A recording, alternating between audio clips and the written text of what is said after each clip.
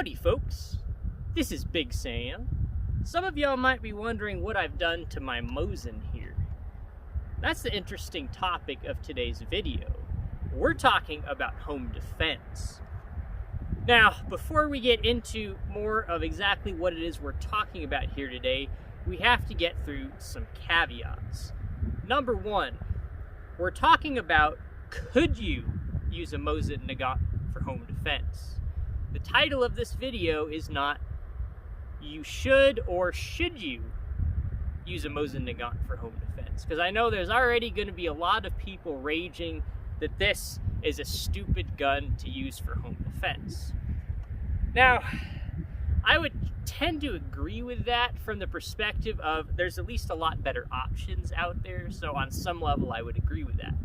Another caveat to get out of the way, I am not an expert in the topic of home defense. If you're actually interested in home defense, go check out Paul Harrell's YouTube channel. He has actual real-world experience in citizen-involved shootings, and he will be a much better resource than Big Sam for this topic.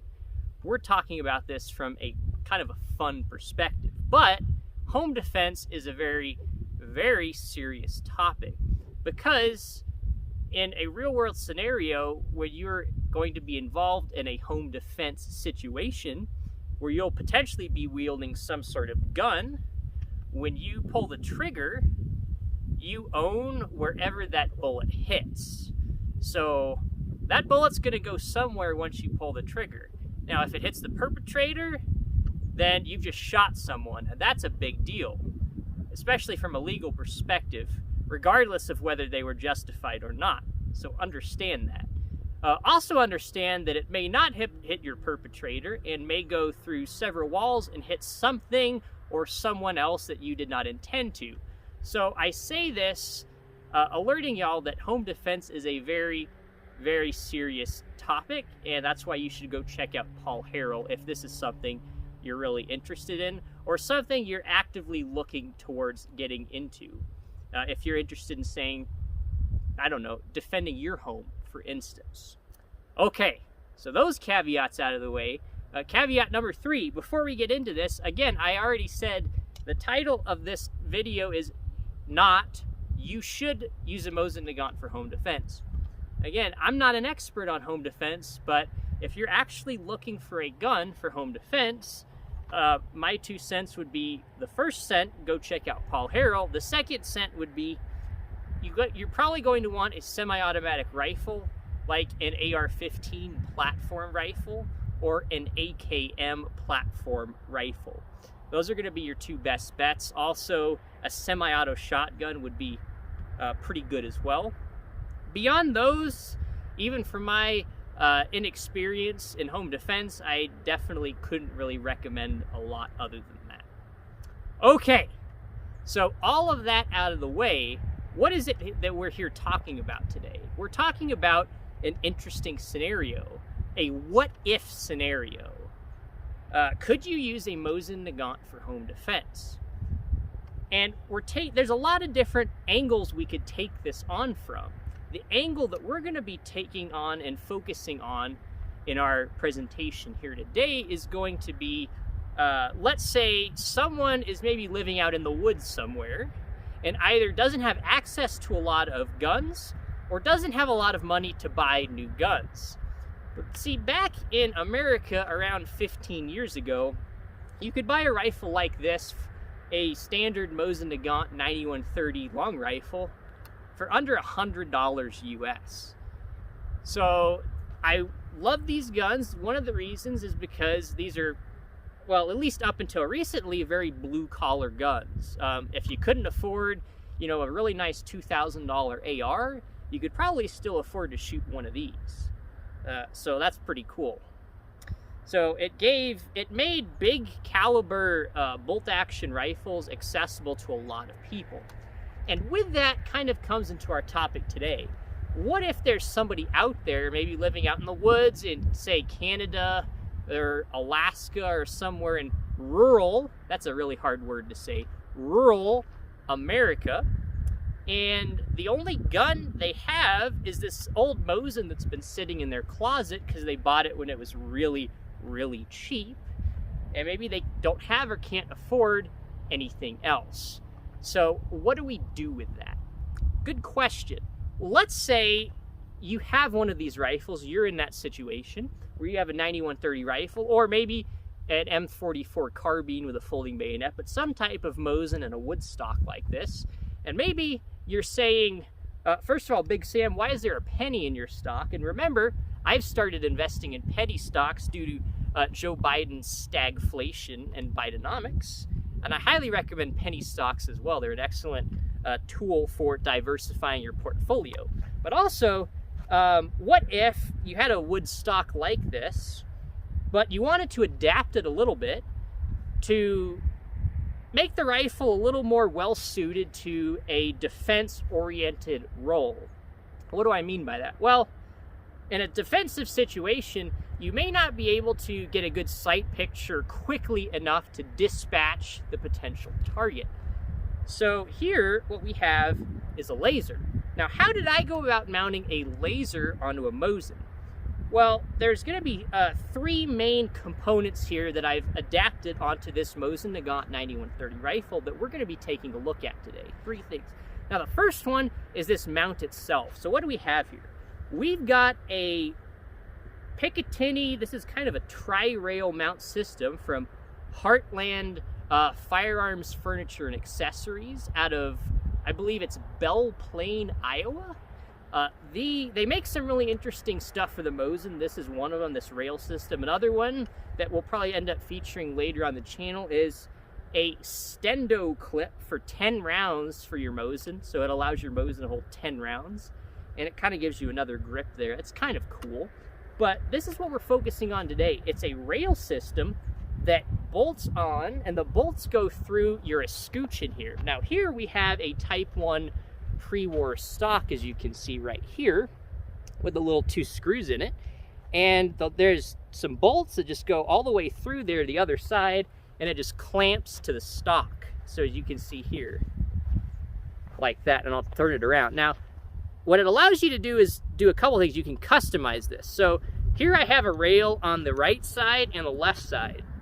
Now what I can do is take one of these off, and I can also put a 3rd rail. It came with a 3rd rail on the bottom, so you could mount a vertical foregrip, you could mount a bipod, you could mount a lot of interesting stuff on here. But I didn't go too crazy. I went just with some basic stuff. We've got a Feiachi, I think that's how you say it, really low profile laser. So I don't know if you can see this laser here, but this just mounts on Picatinny, and the laser itself gives you another Picatinny, so you could maybe stack an IR laser on that if you wanted to, or do something else with that. So a lot of flexibility here, and I'm sure a lot of y'all are more familiar with some of these cool newfangled Picatinny accessories than Big Sam is. So how much did all of this cost? Well, first of all, this light here cost around $50, $60. I don't quite remember exactly because it's been a little while since I put this rig together, but what I'm going to do is try to get all these components, or find as close to what I have set up here for y'all, and put links in the description so you can go take a look at everything I've done here today to be able to go replicate something like this for yourself, or at least give you some ideas and give you a starting point for something else that you may be interested in. So we have our light here, and this is, again, is a stream light. Some of y'all might be wondering why I didn't go with O-light, and I'm not really in the habit of becoming a paid shill for products that could accidentally blow up and kill you. Yes, O-light does have a confirmed kill, and I never, ever, ever will become a paid shill and tell people to buy something that I know is junk and could potentially harm them. So here today we have a stream light. And I like this one. This is my color. I love flat dark earth. Y'all probably know that by now. And it's, you know, it's a polymer case. It's very light. And it's pretty cool because if I turn it on here, you can see, okay, there's my light. And then what's nice is, let's say there's a perpetrator who's around my property outside, or someone in the house there's a bump in the night, say, and I want to take a closer look at what's happening, I can double tap and hold this really fast, and like that, now you can see I can blind people. That's really horrible. All right, so we have a strobing effect, and and hopefully it's not too bad. If it was in the dark, I think it would be a lot worse. But yeah, that's sort of how that works. It's pretty simple, and it's got another clip here. And I also have this little tube set up so it allows you to mount your flashlight to a Picatinny rail. I think I got that off of Amazon.com. It mounts on here with 3 bolts. It's really simple. I mean, if I can figure out how to put this together, folks, it's really simple.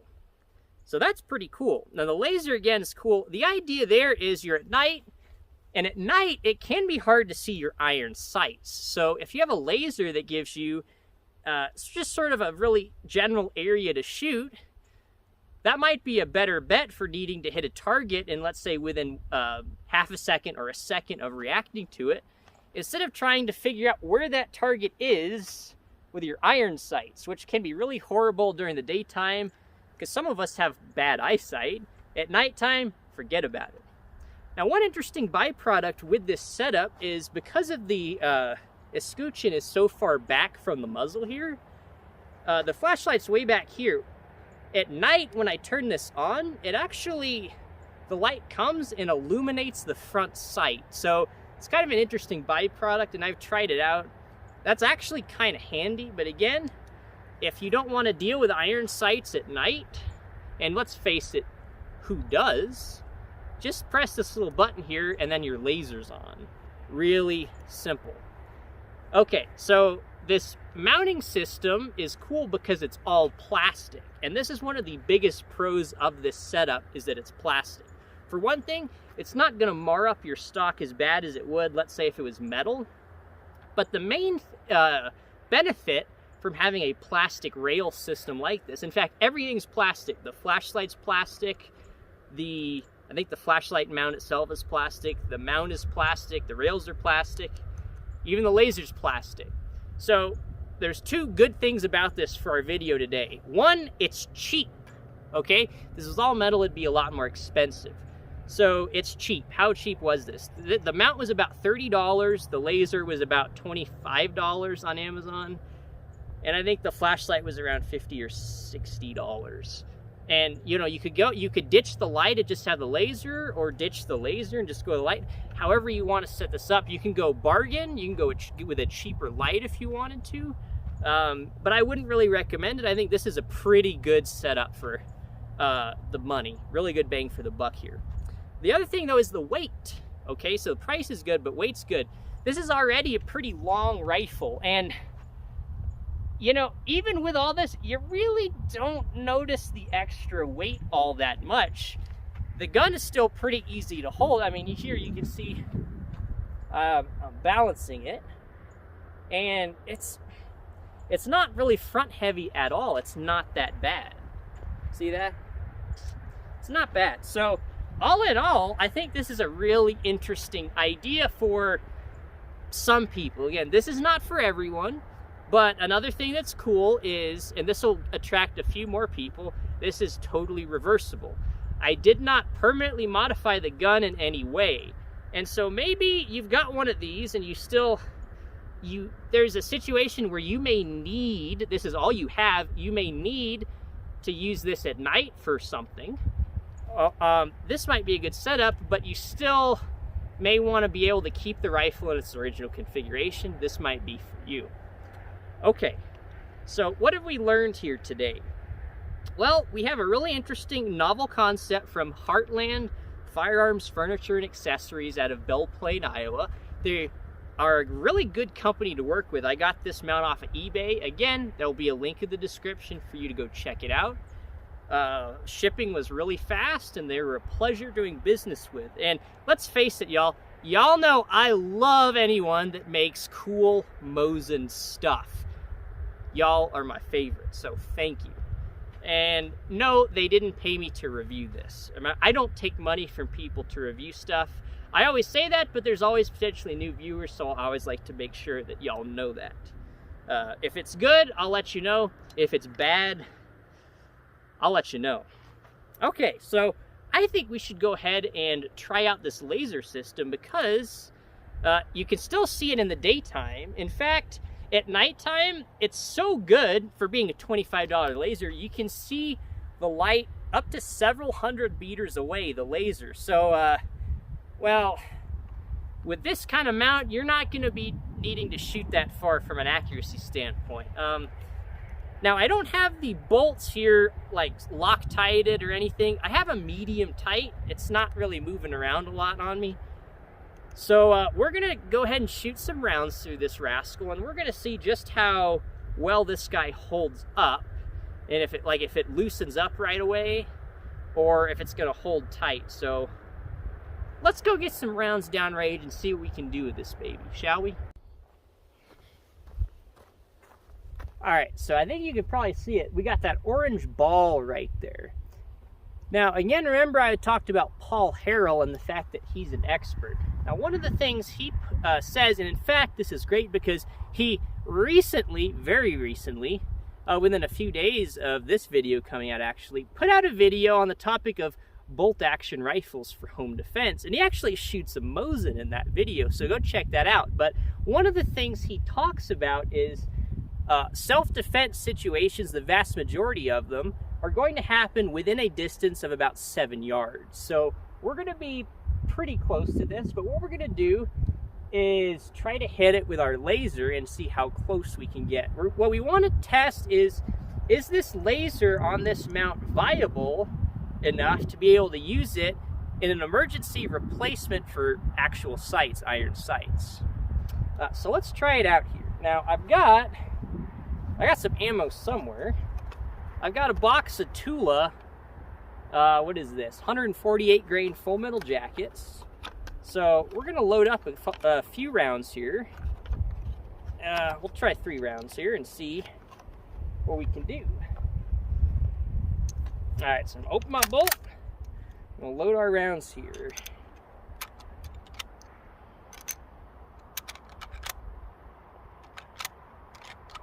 There we go. All right, let me make sure I gotta get my ears on here. I also want to make sure that I can actually see the laser in broad daylight. This is a good test because it's easy to see it in nighttime, but when there's all this ambient lighting around, well, let's try it out. Let me make sure it's on. All right, I can see that. Here we go. All right. Fire in the hole.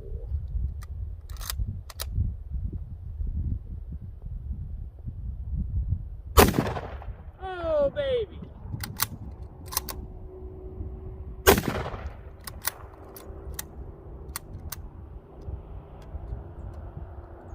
I got a little bit of a stovepipe there. So, as you can see, and I'm clear here, as you can see, self-defense situations don't always go like you intend them to go. You can have weapon malfunctions. Your target could be a crazy psycho on drugs and do all sorts of erratic behavior. You don't know. You need to learn to expect the unexpected. But as you can see there, we were able to hit our assailant pretty easily with our laser here. Now, let me see if this guy moved at all. No, a couple shots and this mount's still pretty tight, which is really what you want for a self-defense situation. Because let's be honest, from what I know about self-defense situations, and I have watched some Paul Harrell videos, quite a lot of them actually, generally you're not going to be shooting that many rounds. Self-defense situations tend to be at very close range and happen very quickly. So it's really important to make your first shot count because you really do not want to have to worry about a bunch of follow-up shots. Especially if you're using a gun like this that's old, could have, you know, a lot of quirks or problems, and it's just kind of slow to operate. But as you can see, I think we got that guy, we got him pretty good. Now, that's a fairly small target even.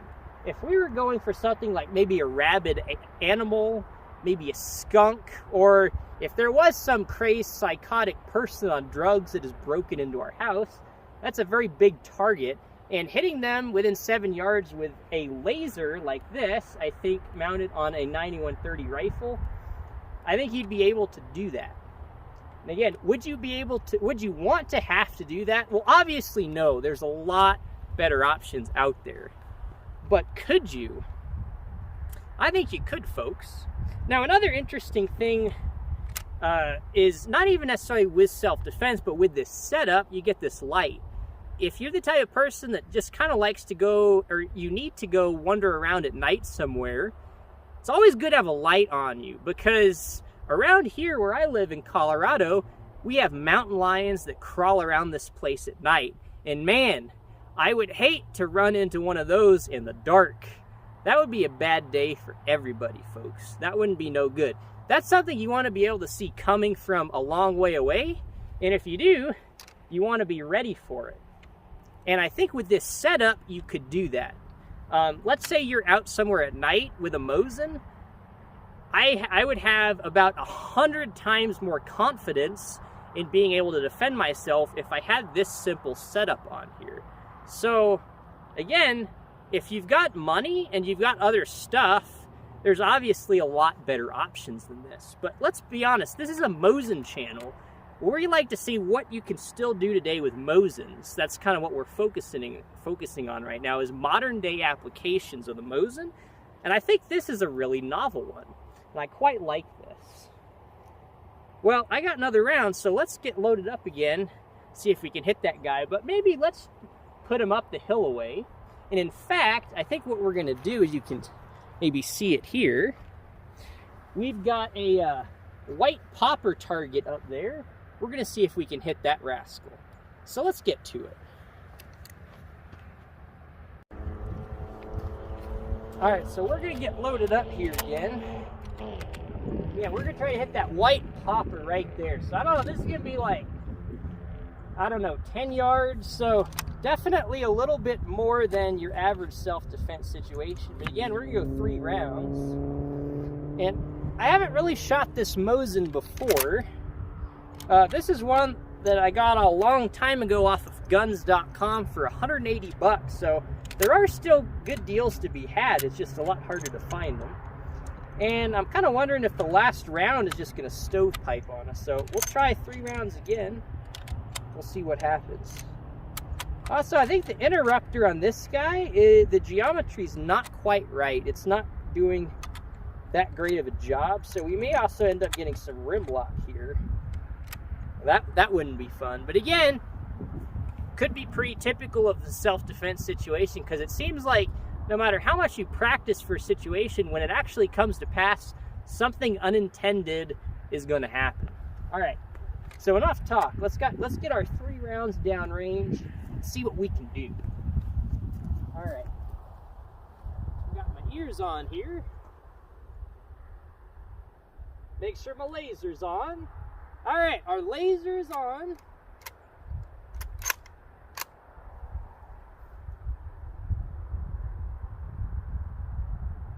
All right, well, there we go. All right, now I think that was a little low. So let me see, let's try that again. Yeah. So what's happened here is my mount started to become a little bit loose. All right, so let me eject this round here. My mount's starting to loosen up a little bit, so I think you can see there's a little bit of play to it. Now, a little bit of play is gonna be fine if you're using this laser on a big target at like 10 feet away. But if you're having to shoot more than, 10 yards away, a 1 or 2 or 3 degree angle change at that distance can really change your point of impact. So I'm gonna have to aim really low here. Let me try to see if I can move this up a little bit. Again, we are clear. What I'm gonna do is, in a safety situation, if I got rounds in the mag, if I'm gonna transition into a state of not shooting, I'll either unload the magazine, or what I'll do is I'll push that cartridge down and then close the bolt on an empty round. And then I'll let the slowly let it down just in case I miss something. So now we're safe. So I'm gonna try to adjust this again real quick. Make sure my laser's on. All right, our laser's on. And we'll see where she's aiming. All right, so I need to angle this way down. All right, let's try that.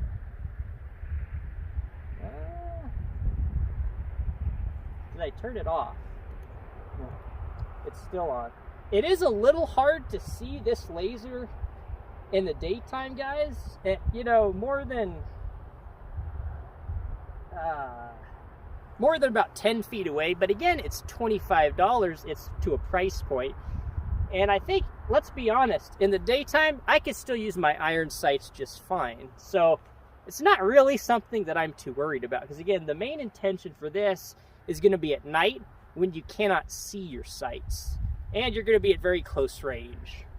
In a self-defense situation, you're probably not going to be engaging a target at very long ranges at night with a laser mounted like this, right? So take that with a grain of salt. All right, so I kind of have to watch the laser on the ground, and as I move it up, I can follow the laser. Otherwise, I just can't really tell where it's at here in the daytime.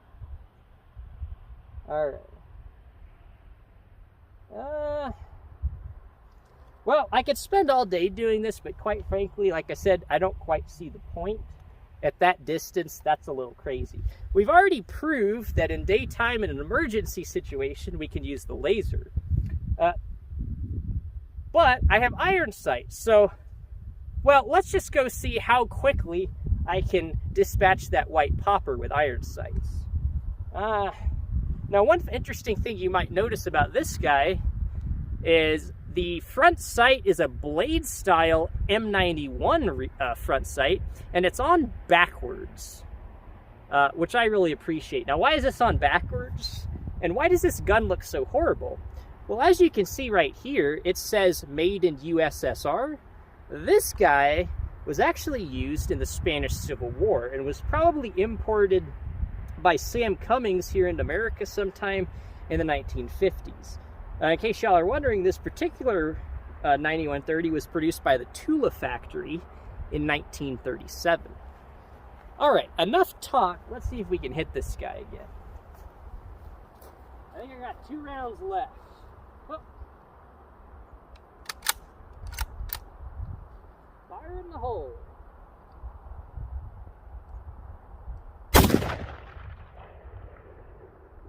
That hit high. I would expect this to shoot high because it's got such a low profile front sight, so I'll aim lower.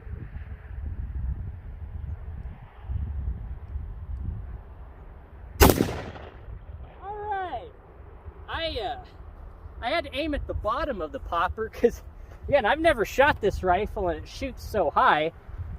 It's got a really short front sight. This one is from an M91. And on the M91s, and honestly, on all 9130 rifles, they were designed to shoot with the bayonet affixed. So a lot of times these things just shoot high if you don't have a bayonet on them. But that time it didn't stovepipe around, so that's pretty good. I do think if I'm going to continue to shoot this rifle, I'm going to adjust the interrupter because it doesn't seem like it was engaging, right? When you're loading cartridges into the magazine of a Mosin, they should engage with the interrupter such that the one from the penultimate round from the top, the one just below the round at the top should be low enough such that the top round doesn't hit the rim of the one below it when you're trying to load it into the chamber. This one doesn't seem like it's doing that. And what's also great on this guy, there's a huge chunk of wood right here that's missing, as you can see. And what it allows you to do is actually see the whole interrupter thing work. See that? You can actually see that move. That's pretty cool. All right. So, let me get my ears off here. What have we learned today? Well, thing number one. We have learned that if you're interested in self-defense, this is not the best channel to be watching. Go check out Paul Harrell. He's probably my favorite person on YouTube. He has, again, years and years of good experience with cool guns and real-world useful scenarios like home defense. Number 2, if you have a Mosin and that's all you have, this is still a viable weapon. And what do I mean by viable? Well, it works. You can still go get modern ammunition down at your local sporting goods store, load it up, and it's going to work for you. Again, every Mosin's different, so you got to know if it shoots high or whatnot. You got to practice with your rifle. But once you learn the ins and outs of your rifle, you're going to get good with it. And that's important to remember. It's practice is everything. You could have a $15,000 H&K decked out AR, but if you don't practice with it, it's going to be absolutely useless in a home defense situation. All right, now what do I mean by that? Well, let's say I have a Mosin, and let's say I've practiced with this Mosin for the past 10 years, and I've put 5,000 rounds through it, and I can hit a dime at 10 yards with this thing, easy. I'm a good shot, which I'm not, by the way, but I'm saying hypothetically. And now some of y'all might be saying a dime at 10 yards is not very impressive. Well, for Big Sam it is, because I'm a historian, not a marksman. But anyway, let's say I'm super well practiced with a Mosin. It would probably be better for me to have this that I'm very well practiced with than it would be a really expensive, nice gun that I have no practice with. Practice... I had an old karate teacher always used to say, practice doesn't make perfect, practice makes permanent. So if you practice wrong, then, well, it's going to be completely useless. You want to make sure that you're practicing actual useful drills with reloading, quick aiming down the sights at targets, because, and we've done this before on the channel, but shooting from a bench is good because it helps you learn things like trigger pull, right? Being a good shot is really important to have a good trigger, right? You gotta have a good trigger to be a good shot. But if all I do is bench shooting, that's not really gonna help me for a home defense scenario where, let's say there's a perpetrator and I have to bring up my rifle really fast to engage the target in a real world scenario. Well, shooting from here in really quick in a stressful situation is going to be a lot different than relaxed shooting from a bench taking my time. So you can see how there's practice here, and how you practice is going to dictate kind of where your skill set's going to lie. My skill set is more on the side of research, as y'all know, but I do enjoy shooting, as we've done here today. So if all you have is a Mosin, you know, this is still a perfectly viable modern weapon. And if you don't believe me, there's plenty of pictures out there right now of Russian forces in the Ukraine using 9130 rifles. Now those have optics on them, but it's the exact same rifle as this, basically. So this is an old gun. This one's about, what, 85 years old now? And it's in better shape than most 85-year-olds I've seen. And how many 85-year-olds have a really cool light that can blind you? That's pretty cool. Can your Mosin do that?